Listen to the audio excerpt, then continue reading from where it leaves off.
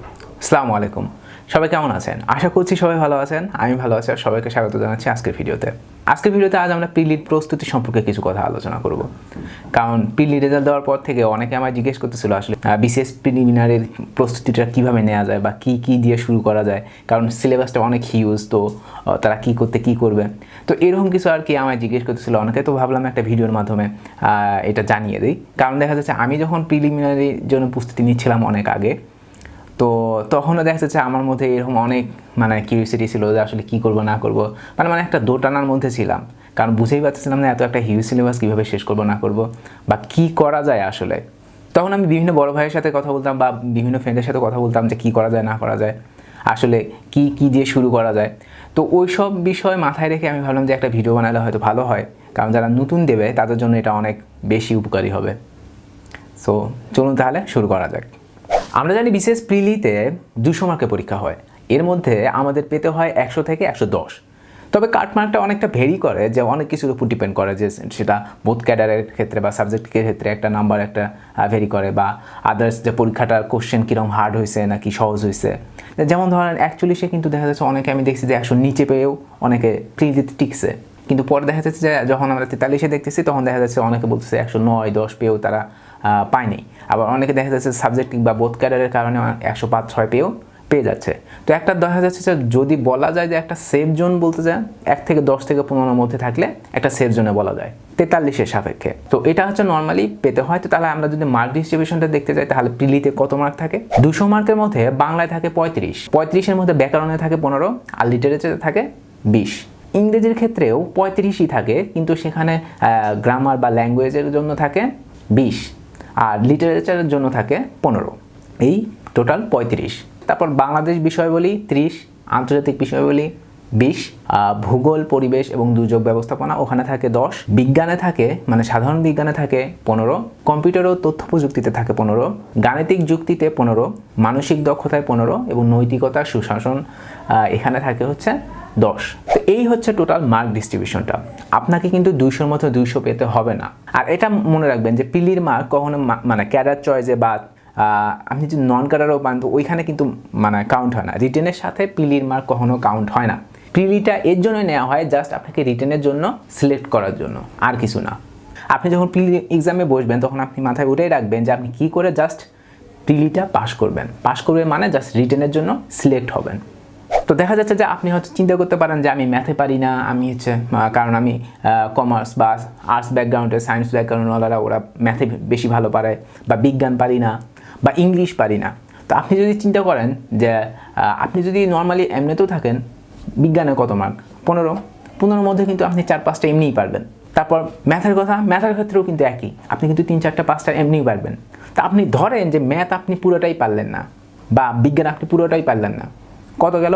30 mark. বাকি কিন্তু 170 mark থাকে। তো আপনি 170 মার্ক যদি ভালো মতো প্রিপারেশন নেন তাহলে কি আপনি 110-এর উপর পাবেন না?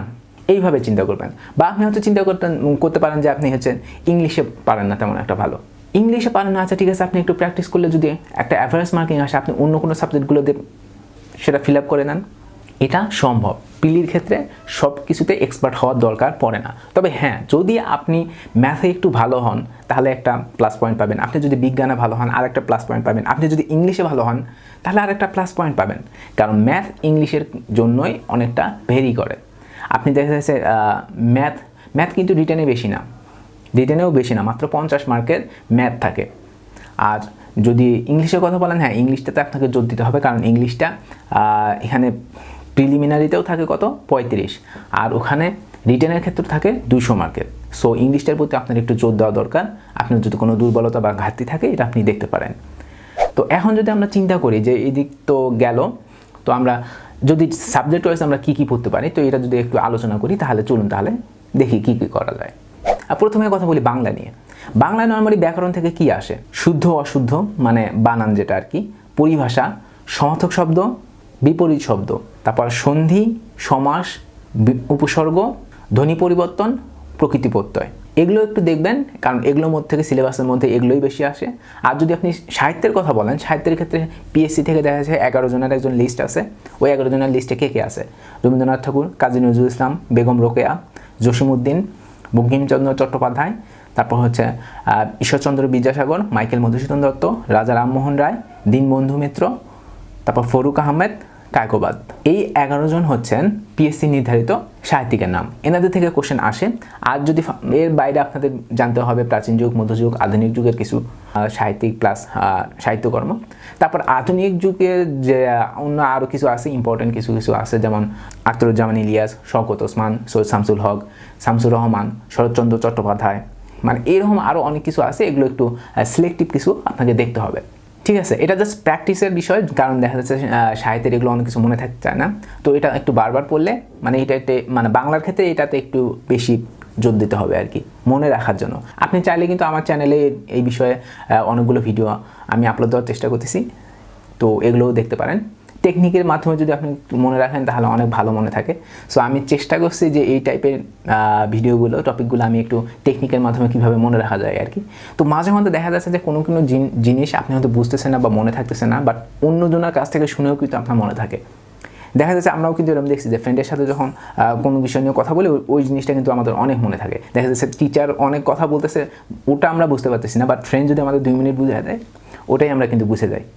এটা অনেক ইফেক্টিভ ছিল আর কি ভার্সিটি লাইফে, এই জন্য আমি আর কি শেয়ার করলাম। তো এখন যদি আমরা ইংলিশের কথা বলি, তাহলে ইংলিশের ক্ষেত্রে কী কী থাকে? ইংলিশের ক্ষেত্রেও সেম, লিটারেচারের জন্য থাকে 15, আর হচ্ছে ল্যাঙ্গুয়েজ প্লাস গ্রামার জন্য হচ্ছে 20। তো এই গ্রামার পার্টে যদি আমরা বলি তাহলে কী কী থাকে? এখানে থাকে ক্লজ, তারপর হচ্ছে পার্টস অফ স্পিচ, স্পেলিং থাকে, তারপর হচ্ছে ট্রান্সফরমেশন থাকে, মাঝে মধ্যে কিছু ন্যারেশন দেয়, তারপর ফ্রেজ অ্যান্ড ইডিয়মস থাকে, প্রিপোজিশনও থাকে। মানে এগুলো না পড়লেই হয়, কারণ প্রিপোজিশন অনেক বেশি, তো কিছু মনেও থাকে না। সো দেখা যাচ্ছে যে বিগত বছরের থেকে পড়ে নিলেই অনেকটা আইডিয়া চলে আসে, বা ওগুলোই হুবহু অনেকটা রিপিট হয়, এটা করা যায়। আর ফ্রেজের ক্ষেত্রেও কিন্তু ওই এখন ফ্রেজ অ্যান্ড ইডিয়মস যেটা আছে, তো ওটাও ওই একই রকমই। অনেক যদি হিউজ সিলেবাস থাকে, আপনি যদি বেশি না পড়তে চান, তাহলে দেখা যাচ্ছে বিগত বছরগুলো বলতে আমি ওটা বলতেছি না, শুধু বিসিএস না, বিভিন্ন পরীক্ষায় যেগুলো আসে আর কি। আপনি হয়তো বিভিন্ন বাজারে অনেক ইংলিশ বই আছে, তো ওই সব যদি দেখেন, দেখা যাচ্ছে বিগত বছরের কোশ্চেনগুলো ওখানে ইনক্লুড থাকে, তো ওগুলো দেখে একটু প্র্যাকটিস করতে পারেন। আর হচ্ছে প্রিপোজিশনও সেম, এটা তো গেল। এখন যদি লিটারেচারের কথা বলি, তাহলে লিটারেচারের কথা আমি কিন্তু ভিডিও কিন্তু আমার এই চ্যানেল শুরুই হয়েছে ওই লিটারেচার দিয়ে, কারণ আমি দেখা যাচ্ছিলো যে আমি খুব ডিপ্রেশনের মধ্যে পড়ে গেছিলাম, যে আমার লিটারেচার কোনো কিছু মনেই থাকতেছিল না। তো দেখা যাচ্ছে পরীক্ষার কিছুদিন আগে আমি একবার মানে ইউটিউব থেকে কিছু দেখলাম একজনের, তো তখন দেখা যাচ্ছে 2-1টা টেকনিক দেখলে থেকে অনেক কিছু মনে থাকতেছে। তো তখন আমার মনে হলো তাহলে আমিও এরকম কিছু একটা টেকনিক বানাই। তা আমিও দেখা যাচ্ছে অনেক কিছু আমি টেকনিক নিজে বানাইলাম। তো তারপর দেখে যে লিটারেচারটা একটু মোটামুটি একটা কন্ট্রোলের মধ্যে চলে আসলো। মানে ওই ভয়টা আমার আর ছিল না যে আমি লিটারেচারে একটাও দাগাতে পারবো না, কারণ আমরা তো লিটারেচার নর্মালি পড়ি না, কখনো পড়িও নাই। সো ওই বিষয়ে তেমন একটা আইডিয়াও ছিল না। তো এই হচ্ছে কাহিনী। এখন তারপর আপনি দেখতে পারেন আমি অনেক কিছু ভিডিও দিছি, আর হয়তো সামনে আসবে। সো আমার চ্যানেলে কানেক্টেড থাকতে পারেন, হয়তো ভবিষ্যতে আরও বেশি কিছু জানতে পারবেন আর কি। তো এই গেল টেকনিকের নেবেন। তবে আমি যদি বলি যে লিটারেচারটা কীভাবে পড়া দরকার, আপনি কোনো একটা বই নেন, সেটা কোনো এক সেট বই যদি নিতে চান তাহলে ওইটা নিয়েন, আর তার সাথে আগে বিগত বছরের কোশ্চেনগুলো একটু দেখবেন, আর হচ্ছে তারপরে এই এই জিনিসগুলো দেখবেন। টেকনিকগুলো জানার পরে আপনি আবার ওই বইটা দেখবেন, তখন দেখবেন যে আপনার ক্লিয়ার হয়ে যাবে। মানে প্রথমে বই দেখবেন, তারপর টেকনিক দেখবেন, তারপর আবার বইটা দেখবেন, অনেক কিছু ক্লিয়ার হয়ে যাবে। তো এই তো গেল ইংলিশের কথা। এখন যদি বাংলাদেশের কথা বলি, বাংলাদেশে হচ্ছে প্রিলিতে মার্ক কত থাকে? প্রিলিতে মার্ক থাকে 30। এই 30-এর মধ্যে এখন হয়তো আপনি চিন্তা করবেন যে সাম্প্রতিক কী হচ্ছে বাংলাদেশে, আপনি মাথায় রাখবেন সাম্প্রতিক বিষয়ে আপনি তেমন কিছু চিন্তাই করবেন না, কারণ সাম্প্রতিক থেকে এত কম আসে আর মানুষ এটা নিয়েই বেশি মাথা ঘামায়। আপনি সাম্প্রতিক সাধারণ জ্ঞান নিয়ে বেশি মাথা ঘামাবেন না। যা আছে বিগত বছর, মানে যেগুলো স্থায়ী, যেগুলো চেঞ্জ হবে না বা আগে হয়ে গেছে, ওসব নিয়েই চিন্তা করেন। যেমন ধরেন ভাষা আন্দোলন, তারপর মুক্তিযুদ্ধ, বঙ্গবন্ধু সম্পর্কে, বঙ্গবন্ধুর বই জীবনী সম্পর্কে অনেক কিছু ইনফরমেশন আছে, যদিও 43-এ তেমন আসেনি, বাট 41-এ কিন্তু আসছিল, এটা একটু মাথায় রাখবেন। তারপর যেমন ধরেন অর্থনৈতিক সমীক্ষা, বাজেট, বাংলাদেশের ভূপ্রকৃতি, ওটা যদিও ভূগোলের মধ্যে মাঝে মধ্যে আসে, আবার এখানে বাংলাদেশের থেকেও আসে। তারপর কিছু গোল আছে না, মিলেনিয়াম ডেভেলপমেন্ট গোল, তারপর সাস্টেইনেবল ডেভেলপমেন্ট গোল SDG, তারপর হচ্ছে পঞ্চবার্ষিকী পরিকল্পনা, 2041 সালে যে আমরা উন্নত দেশ হিসেবে একটা লক্ষ্য স্থির করছি না, প্রেক্ষিত পরিকল্পনা, এইসব বিষয় বা মেগা প্রজেক্টগুলো একটু দেখতে পারেন। এগুলো থেকেই কোশ্চেন আসে বাংলাদেশ বিষয় বলি। আর এখন যদি আন্তর্জাতিকের কথা বলি, আন্তর্জাতিক বিষয়টাও সেম। হ্যাঁ, সাম্প্রতিক থেকে আসে, বাট খুব বেশি না, কিন্তু ইদানিং খুব কম। সাম্প্রতিক থেকে খুব কমই আসে। সো এটা নিয়ে বেশি মাথা ঘামানোর দরকার নেই। যেগুলো স্থায়ী আছে, চিরস্থায়ী, সেগুলো নিয়ে চিন্তা করবেন। যেমন আন্তর্জাতিকের কথা যদি বলতে যাই, তাহলে কিন্তু বিভিন্ন সংস্থা, তারপর এদের সদর দপ্তর, প্রতিষ্ঠান, এগুলো কিন্তু বেশি আসে। তারপর হচ্ছে বাংলাদেশ কবে কোন সংস্থার সাথে মানে যুক্ত হয়েছে, এগুলোও আসে মাঝে মধ্যে। তো আপনি কিন্তু এগুলো দেখতে পারেন। এইগুলো টেকনিকের মাধ্যমে জানলে হয়তো অনেক কিছু মনে থাকে। যেমন ধরেন আপনি হয়তো বলতে পারেন সংস্থা, সদর দপ্তর বা এগুলো সালটারও তো মনে থাকে না, বাট একটু যদি টেকনিকের মাধ্যমে চিন্তা করেন তাহলে পেয়ে যাবেন। এই চ্যানেলে ভিডিও আছে, সামনে আরও আসবে। সো আপনি এটার সাথে কানেক্টেড থাকলে হয়তো পেয়ে যাবেন। তারপর আর কি আসে আন্তর্জাতিকে, যেমন ধরেন বিভিন্ন যুদ্ধ বা চুক্তি বা বিভিন্ন লাইন, এইসব কিছুই কিন্তু বেশি আসে। তারপর আপনি হয়তো বিভিন্ন বই, বিভিন্ন সাজেশন আপনি দেখবেন, বাট আমার কাছে মনে হয় যে যেগুলো বেশি মানে ইম্পর্টেন্ট মনে হয় আমি ওগুলোই হয়তো মনে আসতেছে, বা অনেক কিছু মনে আসতেছে না। তো আপনি দেখতে পারেন।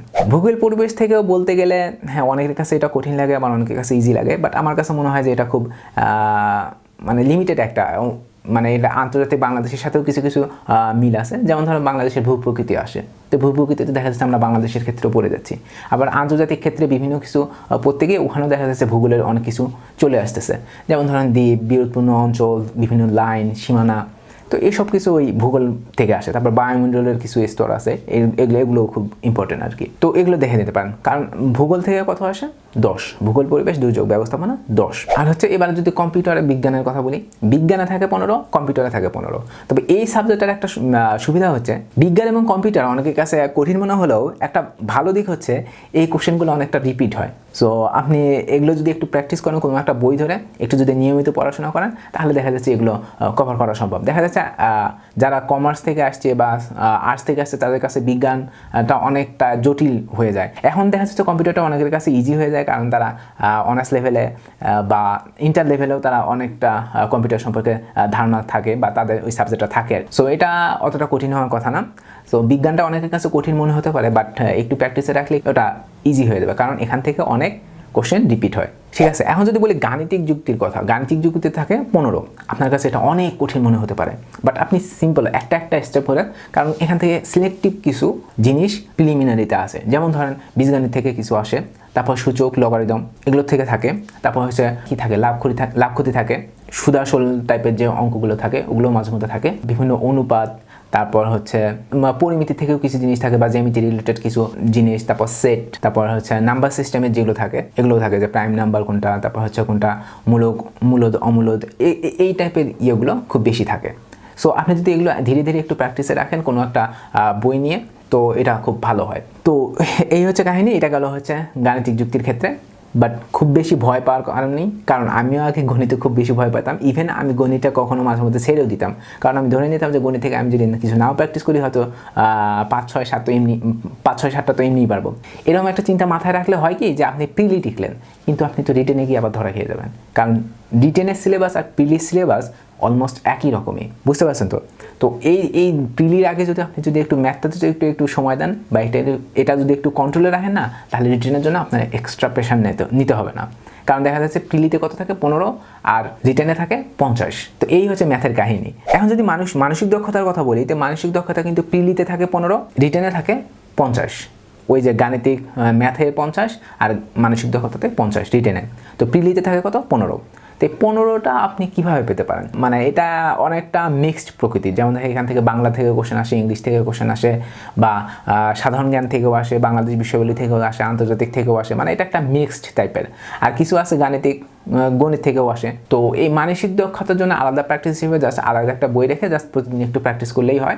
এটা বেশি জোর দেওয়ার দরকার পড়ে না, কারণ দেখা যাচ্ছে 15টার মধ্যে আপনি দেখা যাচ্ছে যে অন্য সাবজেক্টে যদি একটু প্রিপারেশন ভালো থাকে, তো এখান থেকে 10-12টা এমনি পেরে যাবেন। তো এই হচ্ছে মানসিক দক্ষতার কাহিনী। আর হচ্ছে নৈতিকতা সুশাসনের কথা যদি বলতে হয়, তাহলে এইটা একটু বেশি মানে খুব ইজি, আবার ফির ক্রিটিক্যাল। কারণ দেখা যাচ্ছে এখানে অ্যান্সারটা আপনার মনে হবে একটা, আরেকজনের মনে হবে আরও একটা, যে কোশ্চেন যিনি ওনার মনে হবে আরেকটা। তো এক্ষেত্রে দেখা যাচ্ছে যে বিভিন্ন উক্তি বা কারো বই, বিভিন্ন কিছু জনক, যেমন ধরেন রাষ্ট্রবিজ্ঞানের জনকে, তারপর হচ্ছে এরকম কিছু জনক থাকে না, তো এগুলো দেখতে পারেন। বা দেখা যাচ্ছে যে সুশাসনের স্তম্ভ, উপাদান, কে কোন ব্যাংক কোন বলছে, বা কে কোন সংস্থা কি বলছে, এসব বিষয়ে মূল্যবোধ, নৈতিকতার বিষয়ে কী বলছে। তো এই জিনিসগুলো যদি স্পেসিফিকভাবে জানেন, তাহলে এগুলোই অ্যান্সার করবেন। নচেত যদি কিছু পুরো স্পেসিফিকভাবে আপনি না জানা পর্যন্ত আপনি ওগুলো দাগাবেন না, কম দাগানোই ভালো। কারণ দেখা যাচ্ছে যে আমি 41-এ দাগাইছিলাম কয়টা 7টার মধ্যে 4টা ভুল গেছে। তো এটা এই জন্য আমি 43-এ দাগাইছিলাম 5টা, একটা ভুল গেছে। তো এটা যত কম দাগানো যায় ওটাই ভালো। যদি আপনি শিওর না থাকেন তাহলে দাগাইন না। তো এই গেল মার্ক ডিস্ট্রিবিউশন প্লাস পড়াশোনার একটা বিষয় যে কোন টপিক, এটা গেল। তো এখন যদি আপনাকে বলা হয় যে একদম ফুললি আপনি কিভাবে করবেন, মানে কিভাবে জিনিসগুলো করবেন, তো এটা যদি আমি বলতে চাইতে তাহলে বলতে হবে যে প্রথমে এক সেট বই নেবেন। প্রত্যেকটা সাবজেক্টের জন্য একটা করে বই হলেই হবে, একাধিক বই পড়তে যাবেন না। কারণ দেখা যাচ্ছে অনেকে পণ্ডিতি করে কি করে যে একটা বইয়ের জন্য একটা পড়ে তো হবে না, এটা তো কম আসে মনে হয়, এটাতে বেশি আছে, এই এক্সট্রা প্রেশারটা নেবেন না। পরবর্তীতে কি করবেন, বিগত বছরের যত প্রশ্ন আছে সবগুলো ব্যাখ্যা সহ পড়বেন। কারণ ব্যাখ্যা সহ পড়লে কি হবে যে ওই জিনিসটা সম্পর্কে আপনার একটা আইডিয়া চলে আসবে। যদি ওই কোশ্চেনটা রিপিট না হয় তাহলে ওটার পার্সপেক্টিভ থেকে অন্য একটা রিলেটেড কোনো কোশ্চেন আসলেও যাতে আপনি অ্যান্সার করতে পারেন। আর যেহেতু আপনি এক সেট বই পড়ছেন আগে থেকে, তো যদি ওই এক্সপ্লানেশন বা ব্যাখ্যাটা পড়েন তাহলে আপনি অনেক কিছুই ক্লিয়ার হয়ে যাবে। আরও থেকে কোশ্চেন মানে 10ম থেকে 43 পর্যন্ত যা আছে সব পড়বেন ব্যাখ্যা সহ। এরপরে কি করবেন, একটা ডাইজেস্ট কিনবেন, বাজারে অনেক ভালো ভালো ডাইজেস্ট আছে, তো ওখান থেকে ভালো যেটা ডাইজেস্ট হয় আপনি কিনবেন, ওটা পড়বেন, একটা টাইম নির্দিষ্ট করে ওটা শেষ করবেন। শেষ করা জরুরি, কারণ শেষ করার পরেও আপনি দেখবেন যে ওটা রিভিশন হচ্ছে কিনা, কারণ রিভিশন দেওয়াটাও খুব জরুরি। একবার পরে কোনো কিছু মনে থাকে না, ম্যাক্সিমাম জিনিসই আপনি ভুলে যাবেন। সো আপনি যদি রিভিশন দেন তাহলে ওটা আবার মনে হবে, আরও অনেক বেশি ইফেক্টিভ ওয়েতে আপনার মনে থাকবে। যেমন ধরেন রিভিশন যদি দেন একবার দিলে ভালো, বাট আরও যদি বেশি দেন, যত ভালো দেবেন ততই ভালো হয়। মডেল টেস্টের একটা বই কিনবেন, কারণ মডেল টেস্ট যদি আপনি দেন তাহলে অনেকটাই মানে টাইম ম্যানেজমেন্ট বলেন, কিভাবে কি করবেন, কতগুলো হচ্ছে না হচ্ছে এরকম একটা আইডিয়া পেয়ে যাবেন। আপনার জন্য তো কতগুলো মডেল টেস্ট দেবো, আপনি দেবেন 10 থেকে 12টা বা 15টাও দিতে পারেন যদি টাইম থাকে। যদি টাইম না থাকে অত কিছু দেওয়ার দরকার নেই, মিনিমাম 10টা, মানে মিনিমাম 10টা মডেল টেস্ট আপনি দেবেন। ফার্স্টের দিকে দিতে গেলে হয়তো আপনার অনেক কিছু ভুল হবে, বাট আপনি মনে করবেন হয়তো হতাশ হয়ে যাবেন, বাট হতাশ হওয়া যাবে না, আপনি হতাশ হবেন না। কারণ মডেল টেস্ট আপনি দিচ্ছেন যে আপনি জাস্ট একটা ম্যানেজমেন্ট, টাইম ম্যানেজমেন্ট, এটা দিয়ে আপনার জাজ করবেন আপনি কী পারেন না পারেন। দেখা যাচ্ছে এক সময় কোনো মডেল টেস্ট অনেক ইজি হয়ে যাচ্ছে, কোনো মডেল টেস্ট অনেক কঠিন দিয়ে ফেলছে। সো ওটা চিন্তা না করে জাস্ট আপনি টাইম ম্যানেজমেন্ট করবেন, মানে 1 ঘন্টা থেকে 1 ঘন্টা 15 মিনিটের মধ্যেই যাতে আপনি দাগানো বা আপনার এক্সাম শেষ করতে পারেন। দেখা যায় আপনি চেষ্টা করবেন যে একটা ওএমআর শিটে আপনি দাগানোর চেষ্টা করবেন, তাহলে ওএমআর মানে অনেকে কী করে শুধু টিক চিহ্ন দিয়ে দাগায়, ওইভাবে না করাটাই ভালো। কারণ আমি দেখা যাচ্ছে যে নর্মালি বৃত্ত ভরাট করে করেই করতাম, কারণ দেখা যাচ্ছে যে কারণ এক্সাম হলেও আমার বৃত্ত ভরাট করতে হবে, এখানেও যদি আমি বৃত্ত ভরাট করি তাহলে একটা মানে ওই প্রসেসটা হয়ে যায় বা টাইম ম্যানেজমেন্টটা হয়ে যায় যে বৃত্ত ভরাট করতেও আমার কতটুকু টাইম লাগবে। তো এভাবে করতে পারেন। সব কিছু মুখস্থ করতে যাবেন না, সব কিছু মুখস্থ না করে বুঝে বুঝে পড়বেন। কারণ আপনি যা পড়তেছেন মুখস্থ করে ওটাই যে আসবে তা না, ওটার পার্সপেক্টিভ থেকে রিলেটেড অন্য কোনো কোশ্চেন আসতে পারে। যদি আপনি মুখস্থ না করে যদি আপনি বুঝে পড়েন তাহলে ওই অ্যান্সারটা আপনি করতে পারবেন।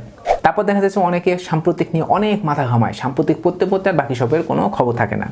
সাম্প্রতিক নিয়ে কোনো মাথা ঘামাবেন না, জাস্ট কোন কারেন্ট অ্যাফেয়ার্সগুলো বা রিসেন্ট টাইপের কিছু পাওয়া যায় পরীক্ষার আগে আগে অনেক বইয়ে বা অনেক সাজেশনে পাওয়া যায়, তো ওইটা নিয়ে আপনি দেখবেন, এর বেশি কিছু না। যদি পারেন প্রিলির আগে যদি অন্য কোনো পরীক্ষা থাকে, অন্য কোনো ব্যাংক বা অন্য যে কোনো কিছু, এইসব পরীক্ষায় অ্যাটেন্ড করবেন। কারণ অ্যাটেন্ড করলে কী হয়, পরীক্ষার একটা এনভায়রনমেন্ট সম্পর্কে আপনার আইডিয়া হয়ে যাবে, আর আপনার মধ্যে যে ভীতিটা, এক্সাম ভীতিটা, ওটা কেটে যাবে। কারণ দেখা যাচ্ছে প্রথম পরীক্ষায় যদি আপনি মানে অ্যাটেন্ড করতে যান শুধু প্রিলিতেই, তখন দেখা যাচ্ছে আপনার অনেক ল্যাকিংস থাকতে পারে বা অনেক ভয় ভীতি থাকতে পারে।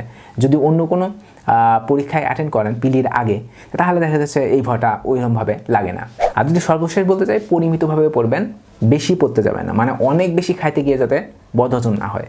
জাস্ট পরিমিত পরিমাণে আপনি পড়াশোনা করবেন, বা ওভার কনফিডেন্সটা খুব বেশি রাখবেন না, কারণ ওভার কনফিডেন্স বেশি রাখলে আপনি পড়তে চাবেন না, আপনি জানতে চাবেন না।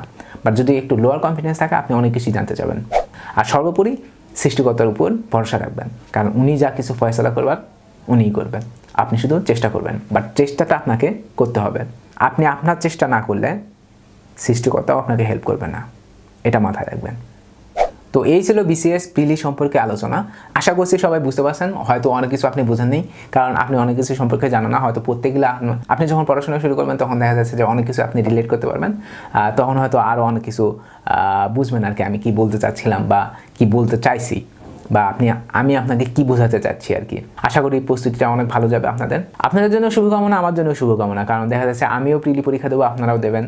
সো আপনারা প্রিপারেশনটা নিতে থাকেন, আমিও আপনাকে যতটুকু পারি সাহায্য করে দেবো। তো এই চ্যানেলের সাথেই থাকুন, দেখা হবে নেক্সট কোনো ভিডিওতে।